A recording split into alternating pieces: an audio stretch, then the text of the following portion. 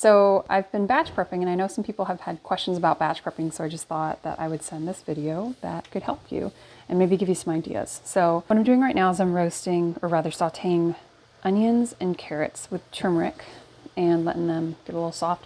Now what you can do is you can separately roast or saute vegetables, like I'm doing with the broccoli, because what you want to do is you want to have a variety of vegetables available to you, whether to throw into lunches or to throw into dinners.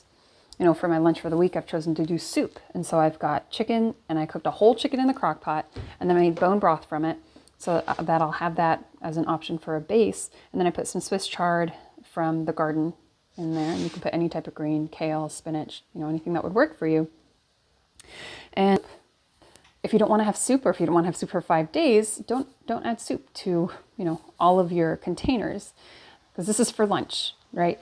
And so what you could do, let me turn this off. What you could do is you could have chicken that you've roasted, or that you've baked, or that you've put in the crock pot, or ground meat, or, you know, lamb, or any type of other poultry or other type of meat. You know, frittatas are great. You can make a frittata, which is a crustless quiche, and you can turn them into muffins so that you'll have them for breakfast. But when we're talking about lunch and dinner, you want to have a variety of vegetables available to you. You know, roast sweet potatoes, roast spaghetti squash, cool them all off, and then package them up and freeze them so that when dinner comes along, you can decide, what do I want to eat? And you can add the spices. But when it's lunch, I know a lot of us have to have that ready for when we're, you know, working throughout the day, busy throughout the day. And so this is where creativity comes into play. So get your containers, get your meat options. So for 3 of the days, choose chicken, 2 of the days, choose ground meat, or, you know, whatever your meat options might be. And then add maybe, okay, let's do Asian stir fry, Asian flair. So take vegetables that would be more stir fry, like carrots and onions and peppers and, you know, different, perhaps broccoli or water chestnuts, and add those to 1 or 2 dishes. And then add coconut aminos, add, you know, sesame seed oil, things like ginger and turmeric, things that will make it taste sort of Asian. And then add scallions or green onions. I know some people can't do the onions, so you can still do the green part of the onions if you can't do the whole scallion.